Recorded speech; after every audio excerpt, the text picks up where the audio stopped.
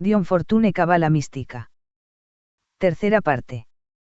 Capítulo XX y los 4 Sepirot inferiores. Cuando se disponen los 10 santos Sepirot sobre el árbol de la vida, según su orden tradicional. Se prestan tanto a 3 divisiones horizontales, como a las 3 divisiones verticales de los pilares. La más elevada de esas 3 divisiones horizontales comprende los 3 Sepirot superiores, los cuales, para todo fin práctico, escapan a nuestra comprensión. Los proponemos como principios fundamentales que deben existir, a fin de explicar la manifestación subsiguiente. Representan el ser puro y los principios de la actividad y pasividad, aplicándoseles el nombre que por otra parte, les basta, de triángulo superior. El segundo triángulo funcional dispuesto en el árbol comprende Akhesed, Geburah y Tiparet. Este triángulo representa los principios activos del anabolismo, del catabolismo y de equilibrio, y el nombre más apto es el de triángulo abstracto. Hemos considerado en detalle cada uno de estos Sepirot superiores, y hemos visto cómo los 3 principios superiores forman la base de la manifestación, a la cual dan su expresión los 3 principios abstractos. Los 3 superiores son latentes y los 3 inferiores, activos. Si comprendemos bien estas cosas, tendremos un sistema que explica la infinita diversidad de manifestación de los planos de la forma. Reduciéndolos a sus principios primeros, que hace claramente comprensibles las relaciones entre ellos, el modo de su interacción y de su desarrollo, lo cual no tuvo jamás lugar ni tampoco lo tendrá, cuando se intenta reducir todas las cosas en términos de forma, en vez de resolverlas en términos de fuerza.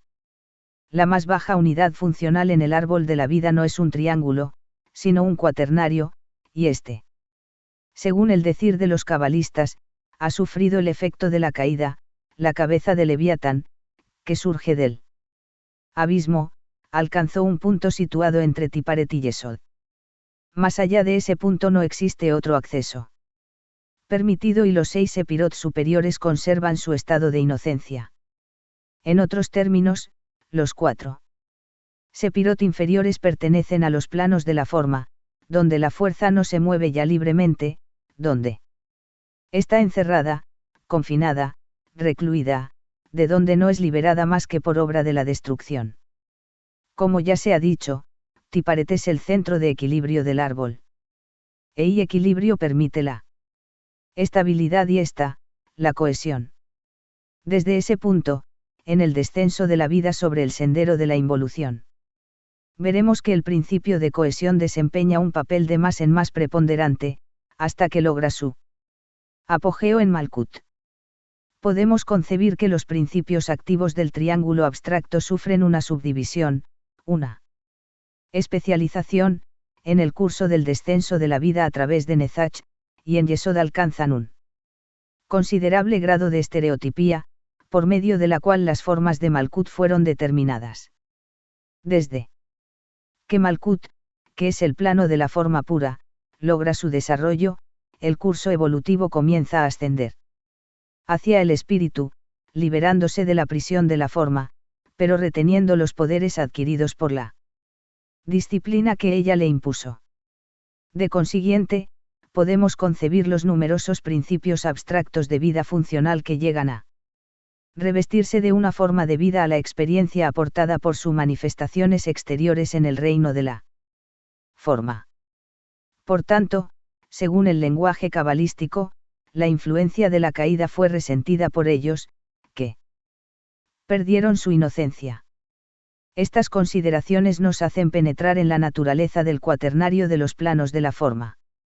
Y nos permiten mantenernos en un justo medio entre la credulidad y escepticismo en esta esfera de la ilusión, como severamente se la ha llamado. La gran marea de vida, proveniente por emanación de Tiparet se rompe en el Sepira Nezach. Como en un prisma, en diversos rayos de manifestación, de allí proviene que el Seper Yetzira llama a este Sepira esplendor refulgente. En o de estos diversos poderes se revisten de una forma, en Yesod, obra Como moldes etéricos para las emanaciones finales de Malkut.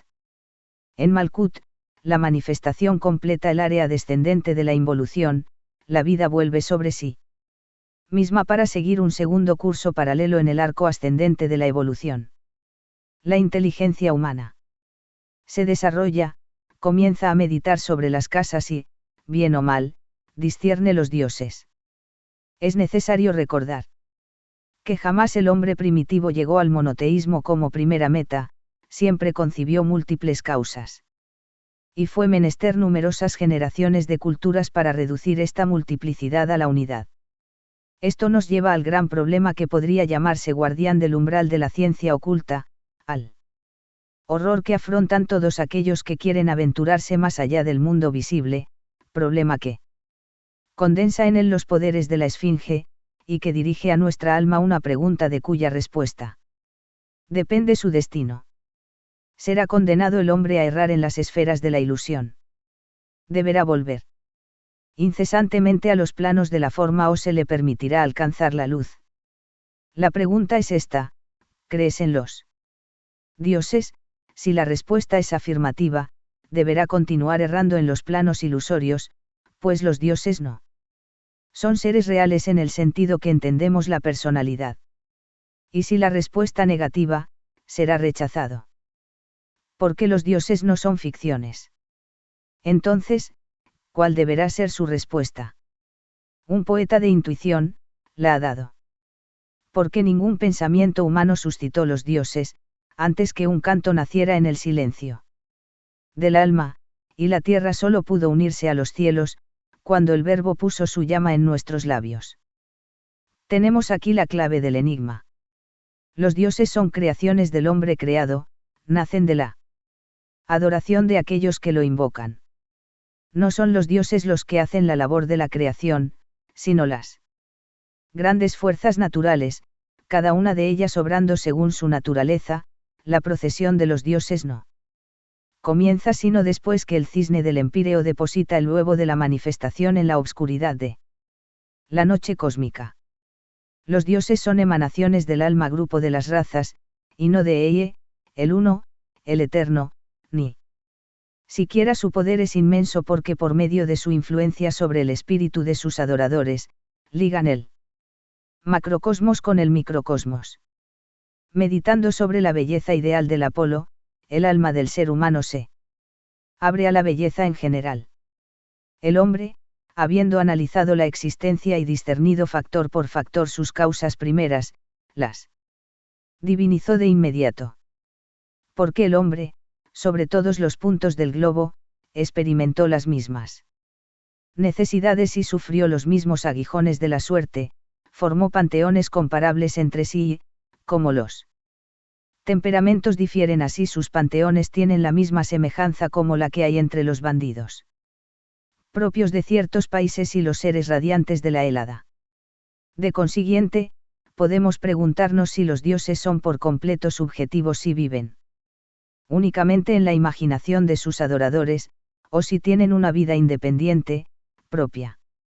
La respuesta a esta pregunta se halla en un fenómeno de experiencia oculta, que nuestra ciencia natural moderna no puede explicarse, pero que, no obstante, debe ser admitida por todo ocultista práctico, si quiere obtener algún resultado. En efecto, se puede decir que los resultados que obtiene son en razón de su fe, pues ella llega a ser verdadera en la medida en que él cree que lo es, porque solo una débil proporción de la materia pensante universal, cualquiera que sea, se halla especializada en el cerebro y los nervios de las criaturas sensibles. La masa enorme de aquello que, a falta de un nombre mejor, llamamos materia pensante porque esta analogía es la más próxima de lo que conocemos se mueve libremente sobre lo que el ocultista llama plano astral, revestida allí de formas diversas, pero que en modo alguno está necesariamente ligada a una materia cualquiera. Diversos oculistas designan esta materia pensante en estado libre, con nombres diferentes. La señora Blavatsky la llama a casa, y Eliphas Levi el éter reflector. Nezach representa el aspecto dinámico, Yod, el aspecto formal de la casa. De esta substancia mental están formados los moldes de toda forma posible, y en esto se halla entrelazado el vasto núcleo etérico que funciona en la esfera de Yesod, y en el seno del cual están suspendidas las moléculas de materia que constituyen el cuerpo de la manifestación en el plano físico.